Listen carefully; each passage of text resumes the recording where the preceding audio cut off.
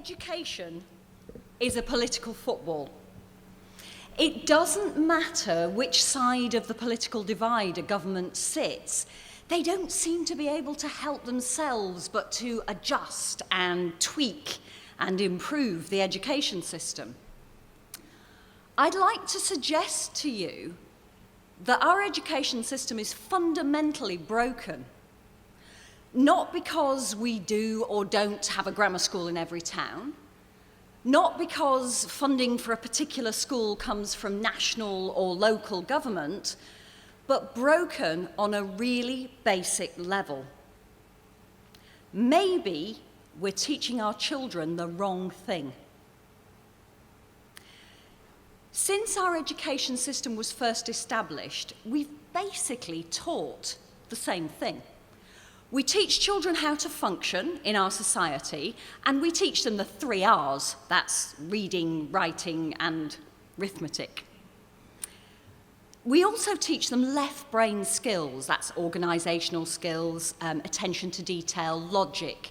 And the reason that we have been teaching those things together for so very long is that they are really, really useful to us as a society in employees.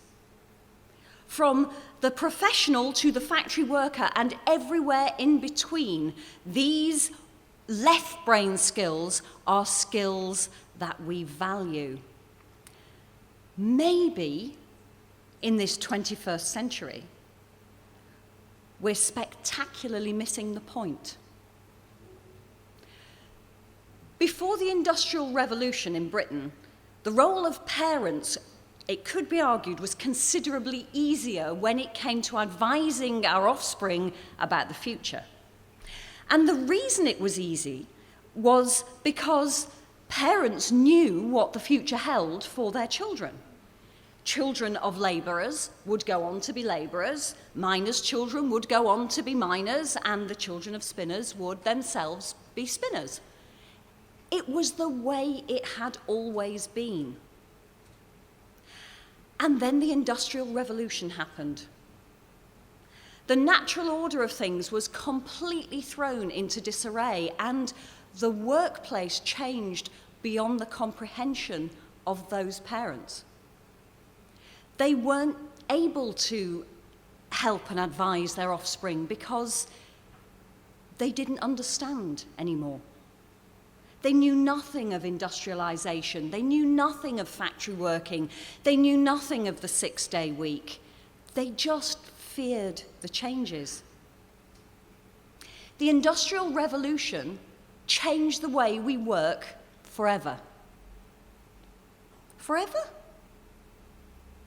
Or until now? We are on the brink of the technological revolution. Just the things that have happened in the last 20 or 30 years are astounding.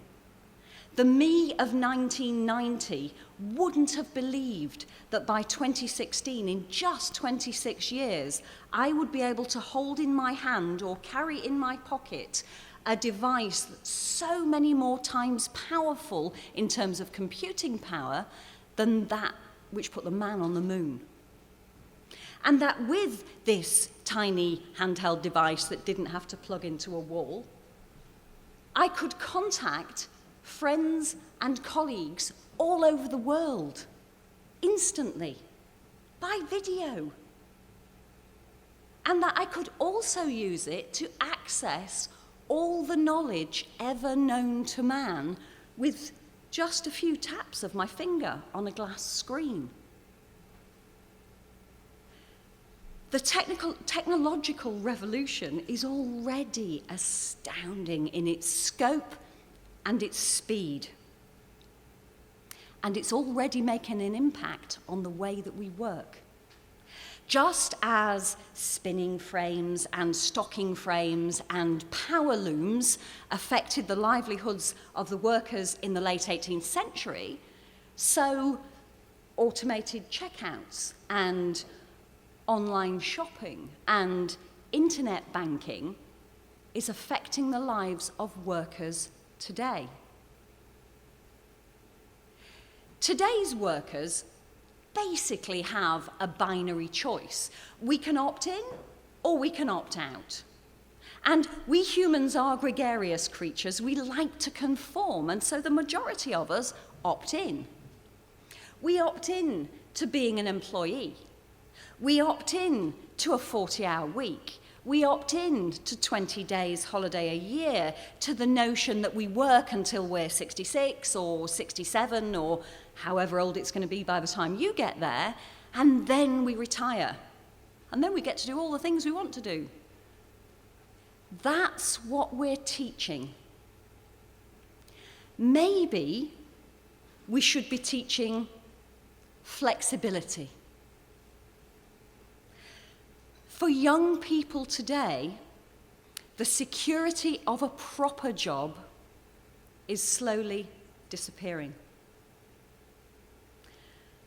The loyalty felt by employees to employers is rarely reciprocated. Employers can and do make roles redundant with increasing frequency. Permanent contracts are becoming harder and harder to find. The emergency services and other public sector workers are offering fixed-term contracts now. In short, for the worker of today, there's no such thing as a job for life. And yet we are still teaching our young to expect that there is. We need to change that expectation.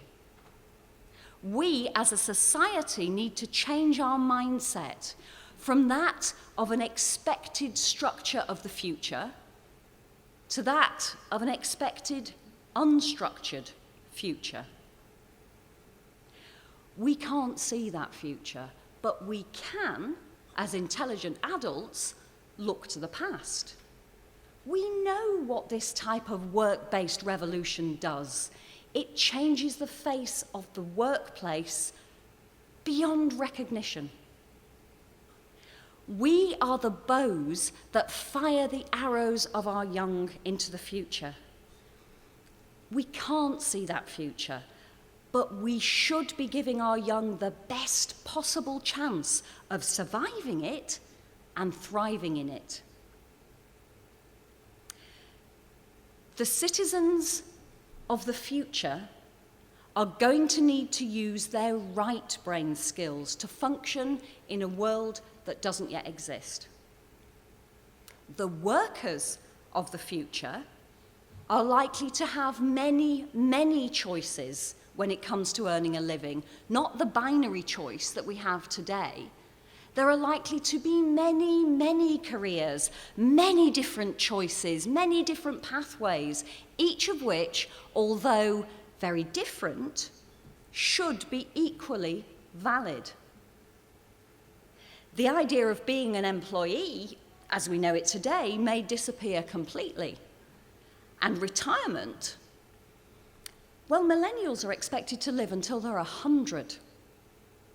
How many of those years are going to be spent working?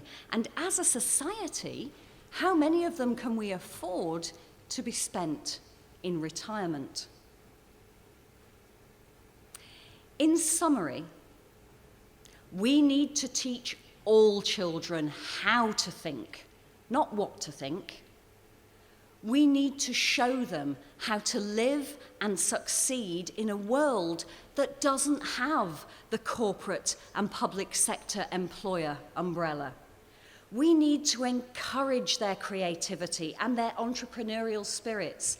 We need to teach them to innovate, or they won't thrive.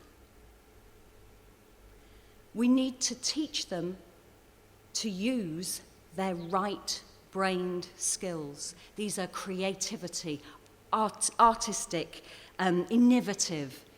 As a society today, we don't value those right-brain skills as highly as we value left-brain skills. And that has to change. Right-brain thinking is responsible for music, for theatre, for art, for dance. Yes, it is. But it's also responsible for the thinking behind space exploration, behind artificial intelligence, behind nanotechnology, behind creative computing. If we can develop those skills, then they will grow and they will create opportunity and work in whatever form that takes. We need to empower our young to make great choices. People who can make good choices feel in control. And people who feel in control are confident enough to create and to innovate. And that is what their brave new world is going to need. Thank you.